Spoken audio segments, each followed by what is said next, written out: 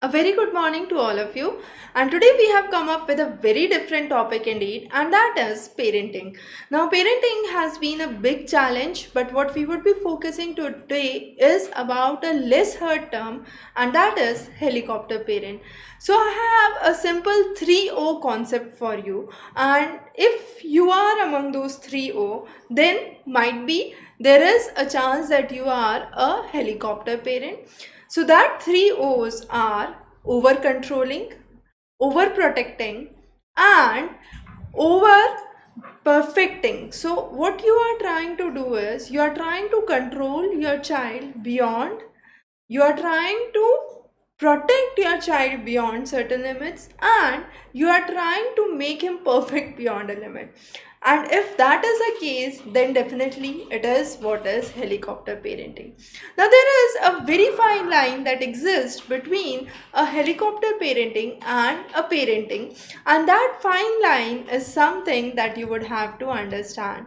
Now, whenever we talk about, let's say, a child entering into a school, it's mostly a scenario that you have a parent coming up with the child for the very first admissions, but slowly and gradually it becomes a routine that the child starts to manage things on their own in the school. But this lockdown period has brought about a tremendous change because most of the classes are now online. Most of the students are studying online on their own. There are scenarios where it has been witnessed that parents sit along with the students for the whole of the session. Now, you would have to decide when to sit, whether the child requires certain technical help, the child is struggling with certain usage of equipments. If you are helping a child at that moment, definitely it is not a helicopter parenting. But if you are constantly into what child is studying, how the teacher is teaching, how the child is progressing, then definitely it is a sign of overparenting. Another good example could be, let's say your child is assigned to do a homework. Because of some reason you feel that the child is very tired, the child cannot do it, you ask the child to take a rest and complete the homework sitting there at 9 in the night or 12 in the night, completing the work that the child has been assigned. So that is again an example of helicopter parenting or overprotecting the child because you are feeling that the child is tired and you should take the burden out of the child. It's very important to understand it's with only the failures that the child learns to succeed. So let your child fail. It's protecting the child so much would do what? Would definitely reduce the competence and the confidence in the child. And if that competence and confidence is reduced, that would affect the overall performance. So protecting a child and overprotecting a child, that fine delicate balance needs to be checked. And every time when you are with your child, you would have to give it a thought whether you are not over involved in the activities of your child and whether you are involved to a right extent or not. So I have, let's say, few questions for you, and if you have answers as yes for all of these, then definitely it is a sign of helicopter parenting. You are overprotecting your child. So let's have these questions. So let's say the first question is, do you do the homework of your child very often? So if you say yes, then definitely you are overprotecting the child, not allowing them to do the homework. The next is, are you taking the decision what to play, what time to play, what to study, when to study, how much to study? Then definitely you are again over controlling, because it should be a kind of guided response where you might tell the child what to study, when to study, and how much to study in a day. But if you are constantly getting involved, these are the questions that you have done or not, this is the amount of work that has been completed or not, you are always involved when he is playing, this is not the right way to do it, this is the right way to do it, then there are signs of overprotecting and over controlling a child. The next thing is, you do not want your child to fail in any case, and there is where over perfection comes in. It was not the scenario that you never failed. You yourself have failed in certain fields of your life, but what you want or what you expect from your child is they should never fail. That means you are not making them to take the challenges of the life. And if they are not ready to take the challenges of the life, then again what would happen? That they would witness severe failures later in their life, just because of the overprotecting that happened in the early days. So we'll come back to that another way.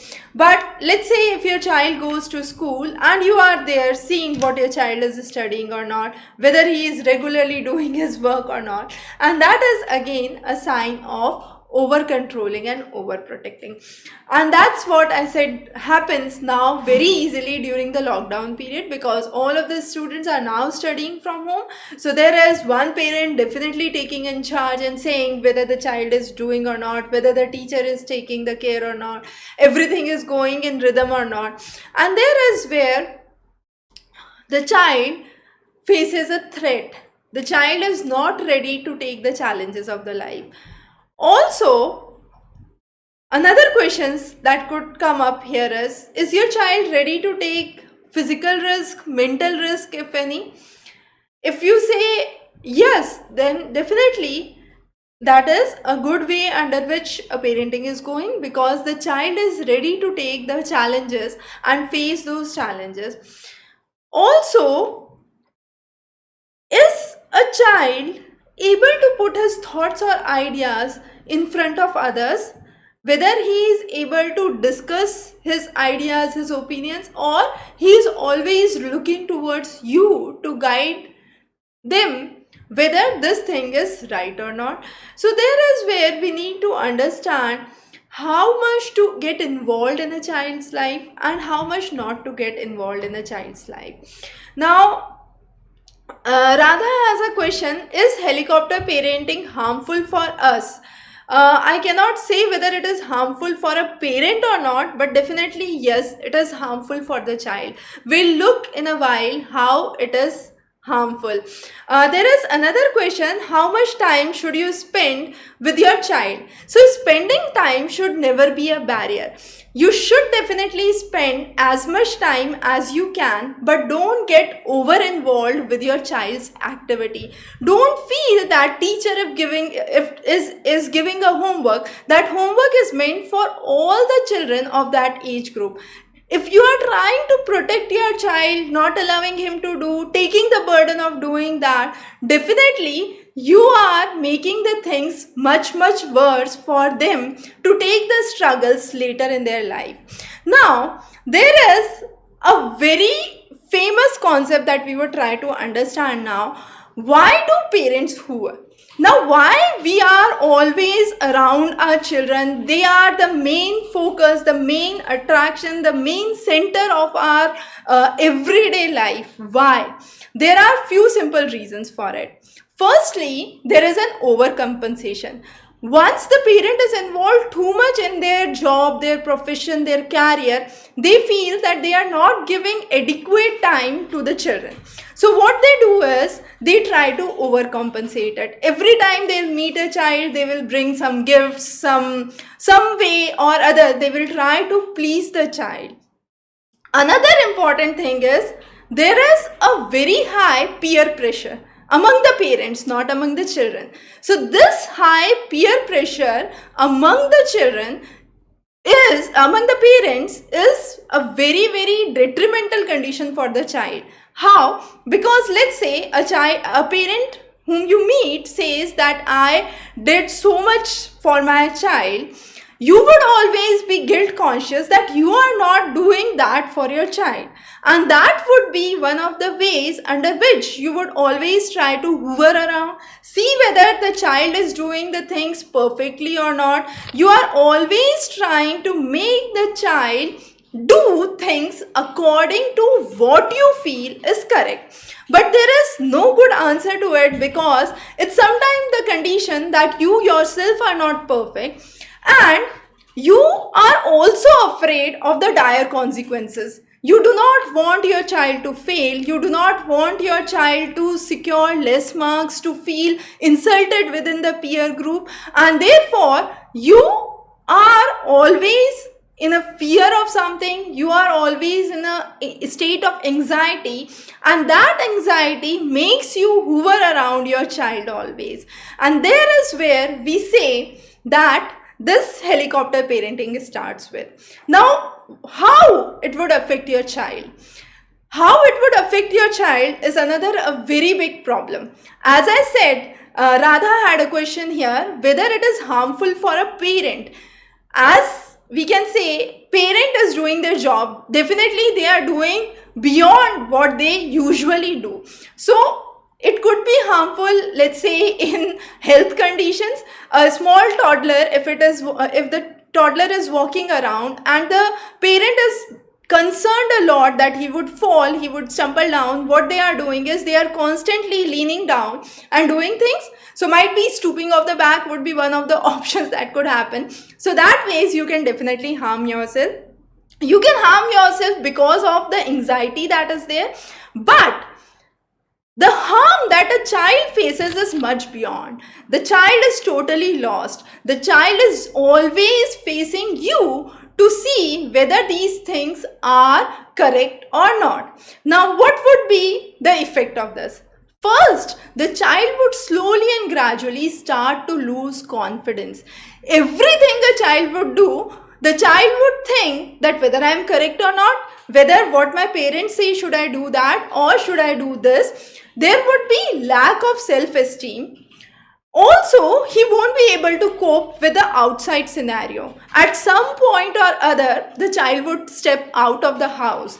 And at that point, the life becomes very, very challenging. So it's very sure that if you are hovering around your child always, whether the child is working well or not, whether the child is doing their daily tasks well or not, then definitely there would be a lack of confidence that would start to develop in the child.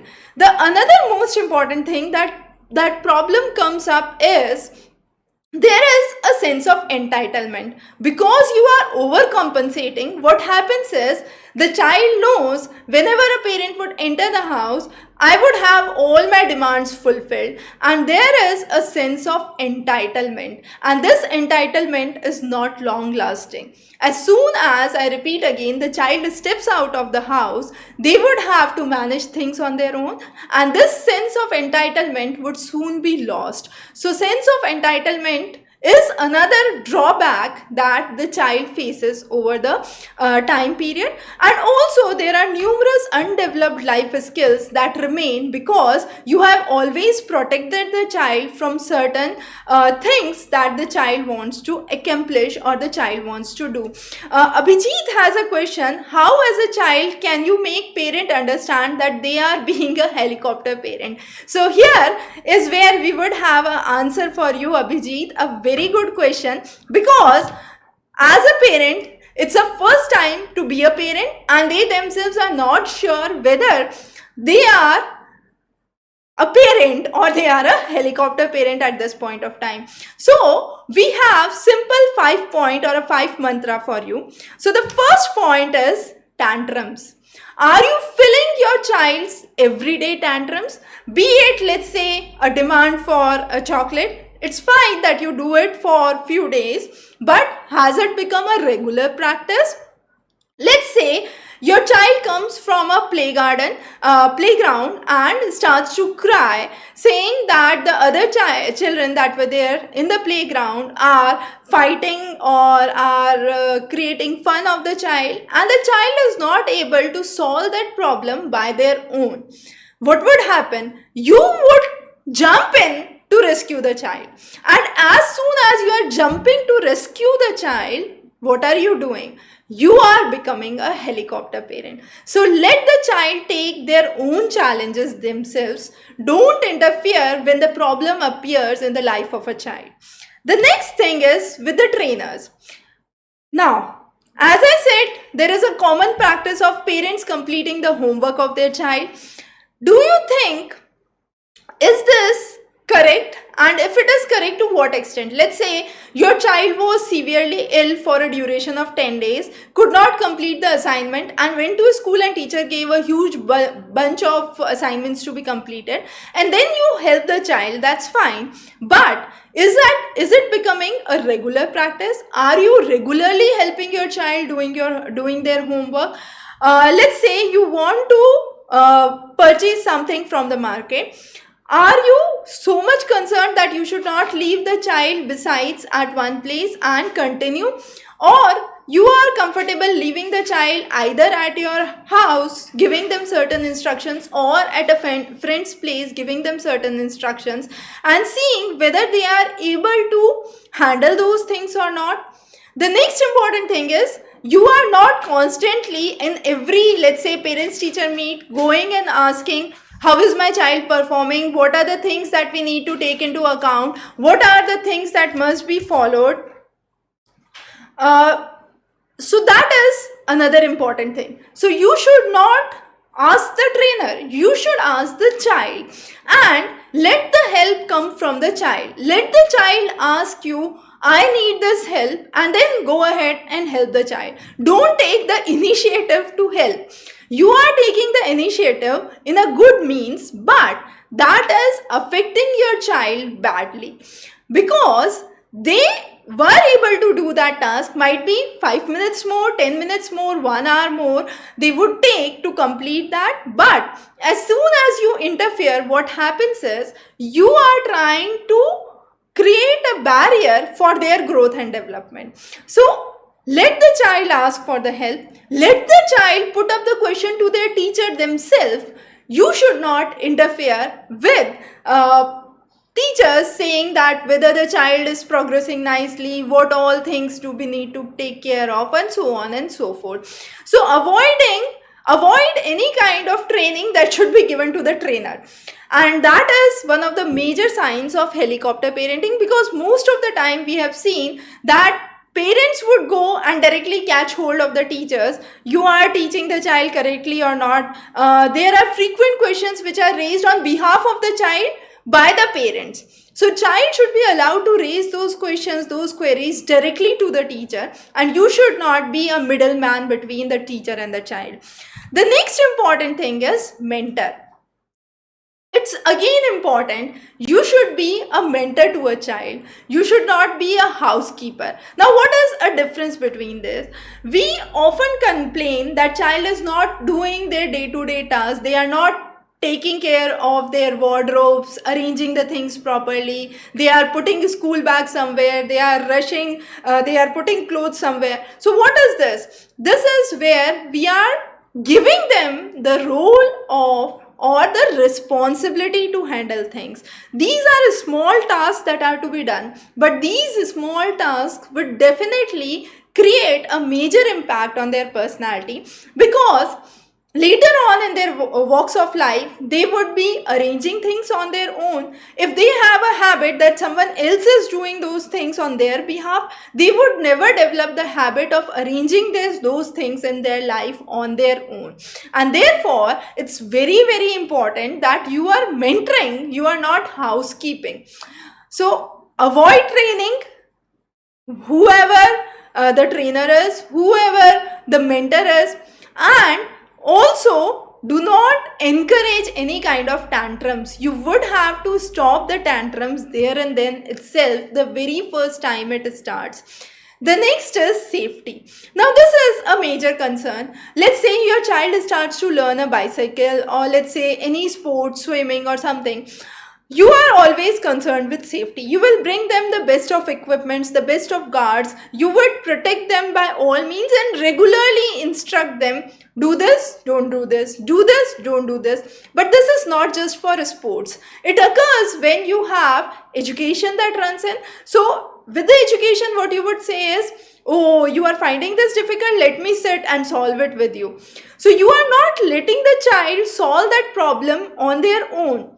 Believe that most of the circumstances you would be able to help your child sail through, let's say, 8, 9, 12 maximum, but at some point the child would have to solve the problems that are discussed in the colleges, or they are specific to the subjects which you are now outdated of, or the new developments that are coming in the field, and that is something that the child would have to do on their own. So be a path maker from them.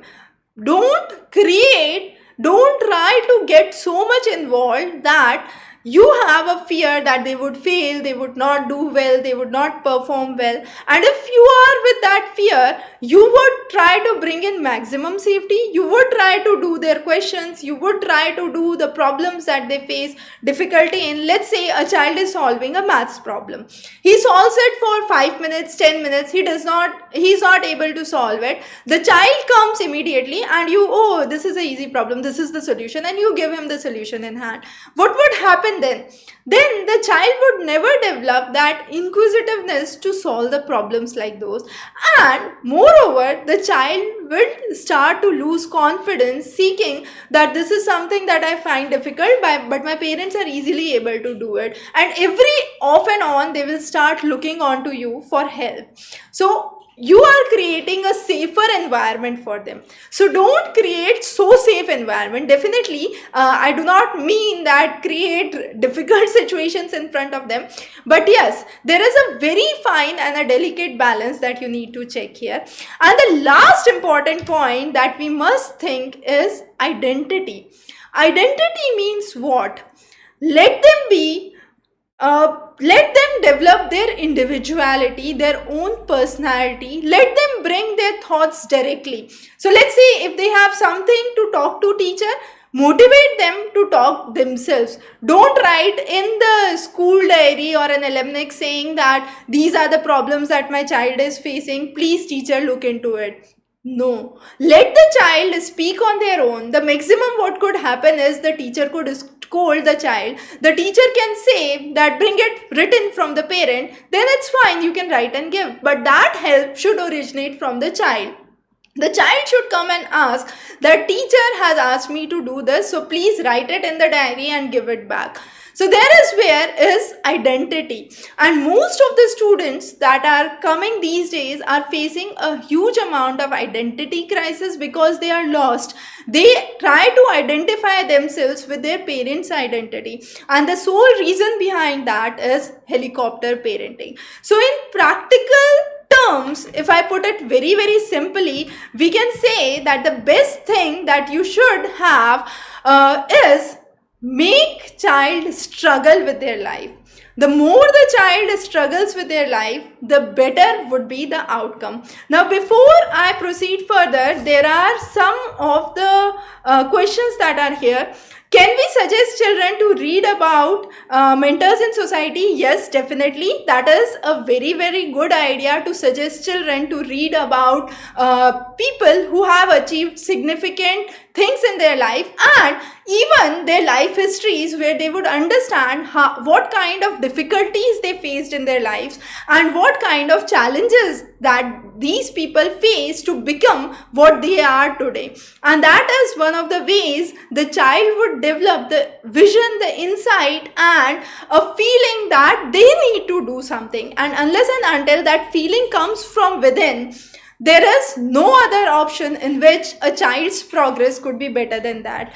There is another question that has come up, and that is they want to get things from children which parents could not accomplish.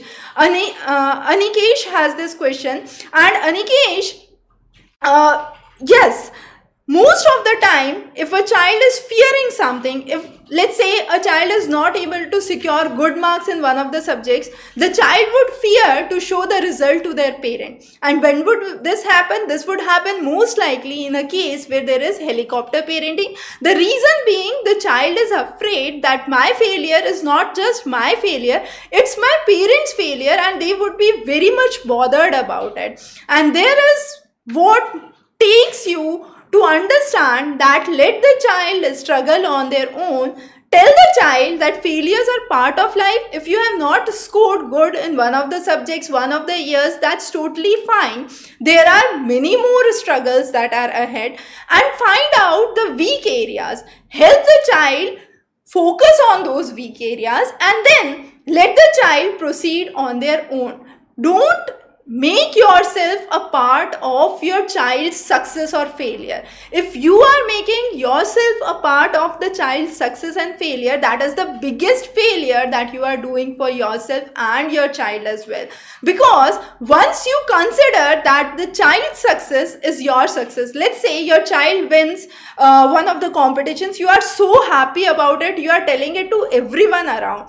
Now what this picture gives to the child, this picture gives to the child a feeling that I am happy, that's okay, but my parents are so much happy about it, that the child starts to feel whatever I am doing is not for me, it's for my parents. And it's for their, might be to fulfill what they think is required, is what they are trying to do. So they would lose a goal and an orientation, what they actually need to do. It's very important to understand that child should develop their own level of understanding, their own parameters of successes and failures. So might be a failure that you are considering for a child is not a failure for the child per se. The child is happy with what they have done, but for you it's a big question why that child scored more marks than my child. So it's not a problem for the child per se. That problem is a problem with you, and you are trying to create that problem in the child's mind.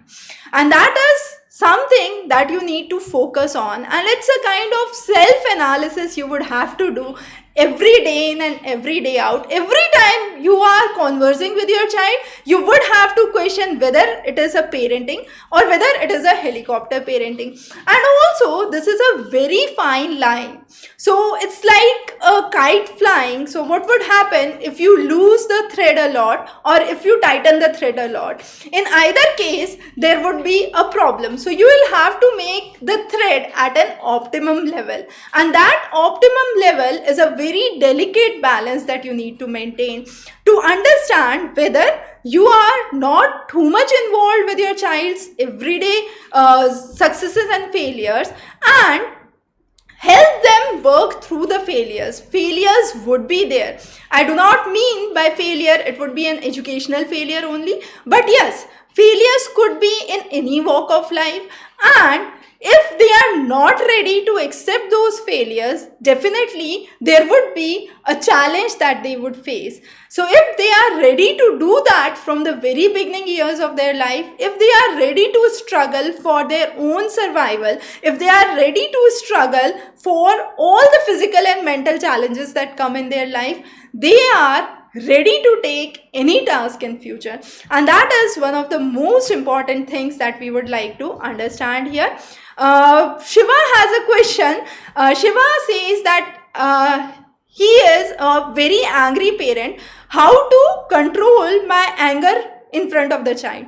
Now, this anger could have two reasons. Sometimes this anger is because of, let's say, huge amount of tiredness that you have witnessed, or huge amount of work that you have been doing over the past days, and because of that you want peace around yourself. Or second could be, might be a reason where there are some elements that are frustrating to you, some elements you are not happy with, and you do not want those to come with your child, and at that point you would get angry, definitely. So anger in itself is not bad, but that anger should again not take the form of a harmful anger, which could physically or mentally affect the well-being of a child.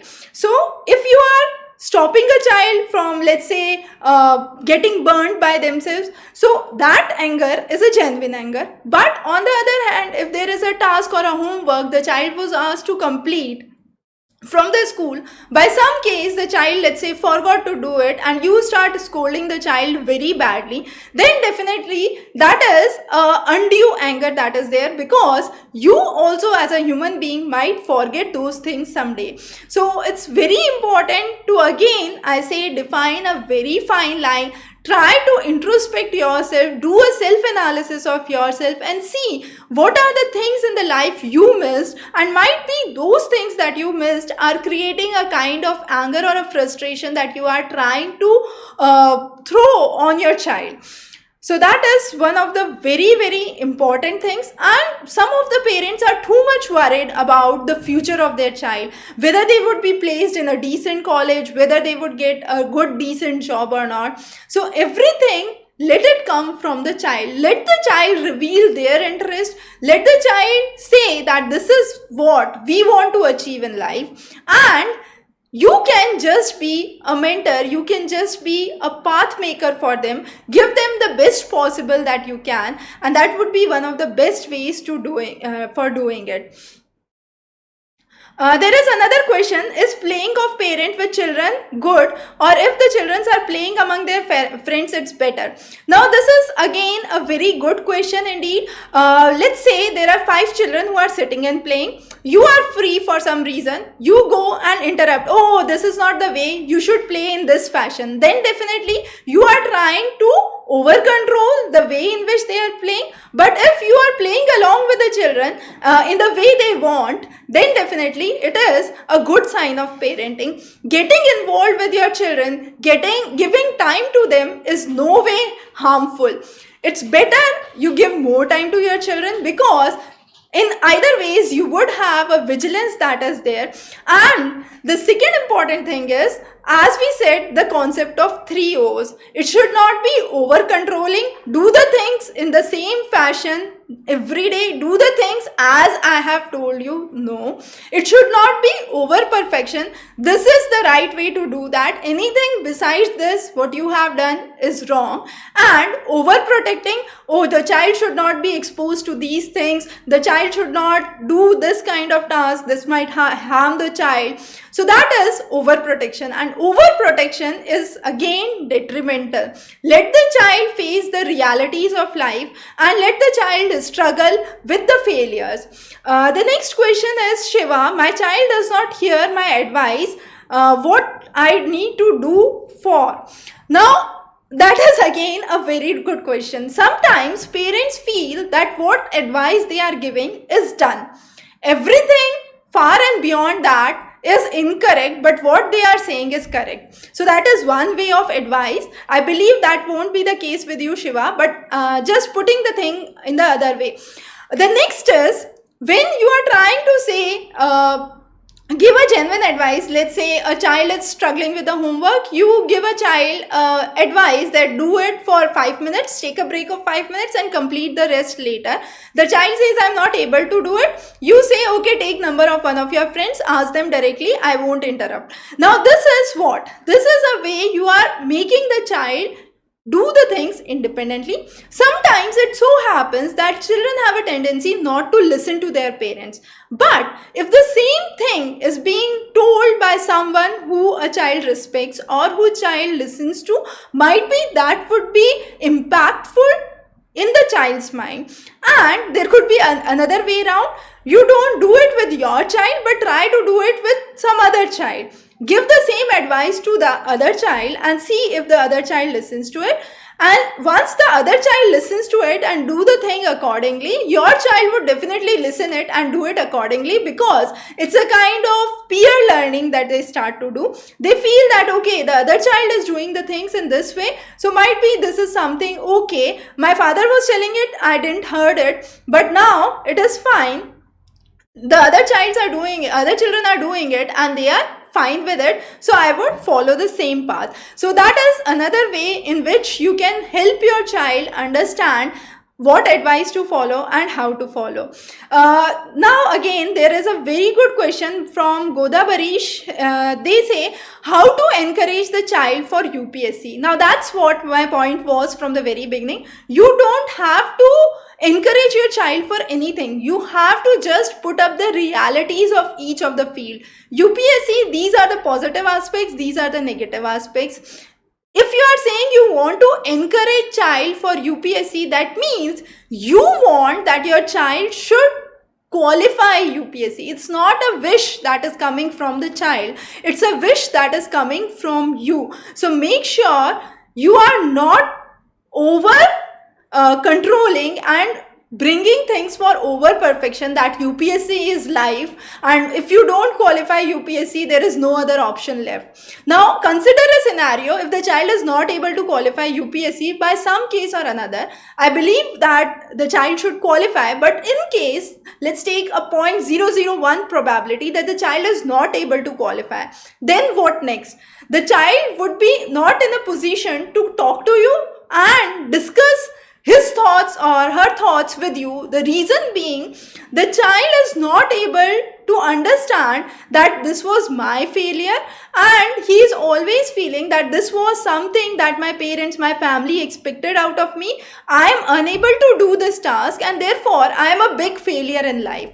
And that idea, as soon as comes into the mind of the child, that I am a big failure, that would constantly create a series of failures further, and it would be spoiling the overall life for the child.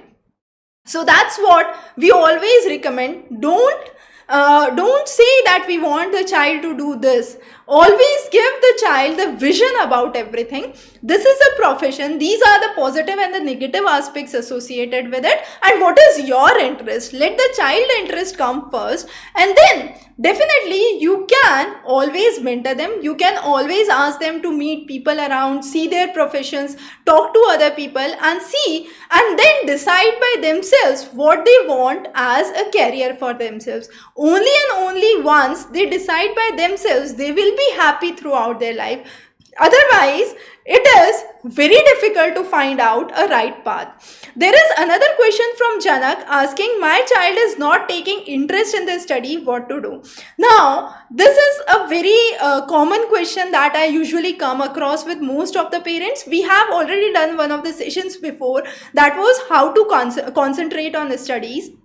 So might be, Janak, that is some of the good ways or tips you could check out. And then always give child a playful mean. So let's say your child is afraid from mathematics or afraid of mathematics. Might be with some games or some blocks or some puzzles, try to play around with the child and see if the child is starting to develop interest in that thing. And once the child starts to develop interest, automatically if that interest comes up there, that interest would reflect in the studies as well, because he or she would be able to relate those same things to the studies as well.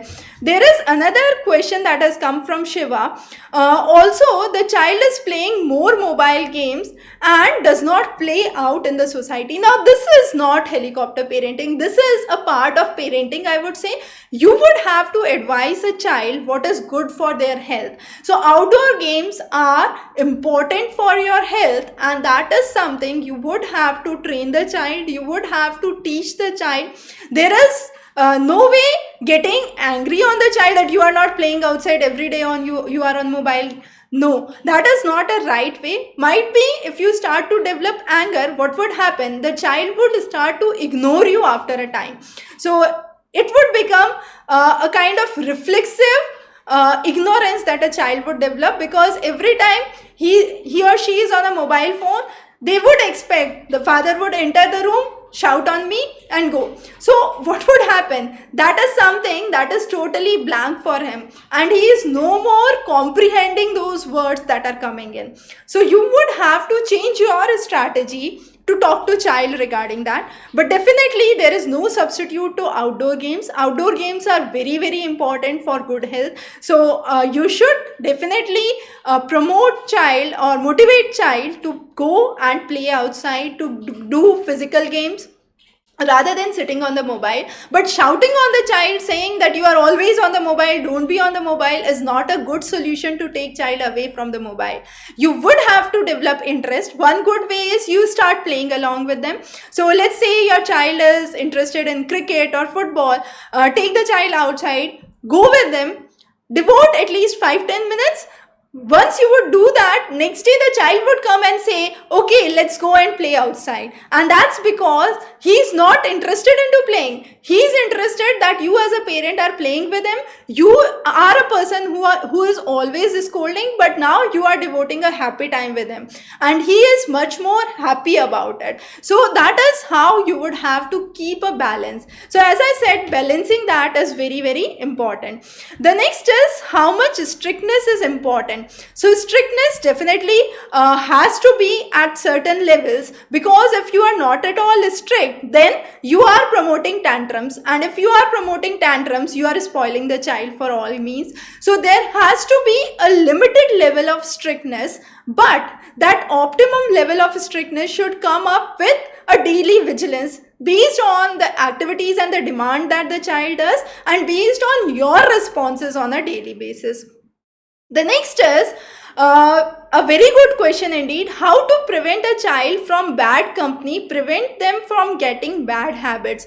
Now this is a big concern for parents these days, because you don't know what the child is doing outside the house, what kind of friends they have in school, what kind of peer groups they have, or what kind of people or other children they are playing with in the society. The best way to rule that out is get the child develop the best ideas, and that is talk to them about what is right in the society, what is wrong in the society. Give them a clear picture. If these are the things done, these are the issues that could be faced in life. Let's say child getting involved with bad habits, so at a very younger age these days, and there is a lot of probability of exposure these days. So what would happen is, you would have to guide your child saying that these are the things which are bad for you, and what are the consequences that you can face if you are into it. And then the child would automatically try to understand that these are the things I have to stay away from, and slowly and gradually they would start to develop the friends which are in the same fashion as they are. So they would automatically start to maintain a respectable distance from those children or those friends. The next is Rahul's question again. My child is always on mobile. If I say very calmly, he is taking it as an over advantage. Now, there is another good way of substituting it. So, let's say this is a lockdown period. You do not have a lot of options to do, but you do have an option that you can ask your child, I am free right now. Would you be interested in coming and playing with me? Any indoor game. It could be chess, it could be carom, it could be any other indoor game that you and your child is interested in, and automatically that time that was spent on the mobile would be shifted to some other thing. Ask them to get done with some of the basic day-to-day chores, and that would help the child to develop more fineness, and slowly and gradually the child would forget about the mobile phones. There is another way is you don't do it. So that is one of the popular sayings in the ancient days, where people believe that if you are not on your mobile, even the child would not be on your mobile. The reason being, if you are on your mobile and you are asking your child not to be on mobile, the very first thing that the child would question is, Father, you are always on your mobile phone, why I can't be? So that is a very big thing. Parents usually children usually imitate their parents, and when they are trying to imitate the parents, rather than instructing them not to do this, not to do that, it's very, very important that you don't do it. So if you don't do it, definitely your child would not do it. So that is one of the very, very important thing that we have addressed here. I hope this session was useful, and do let us know at contact us at examrace.com for any other topics that you would like to be discussed in future related to parenting, related to child development, or any other interesting topic that you feel are very, very important, are a question for you and for others in the society. We would be very happy to take those sessions in the coming days. Wish you a very good day. Stay safe, stay healthy.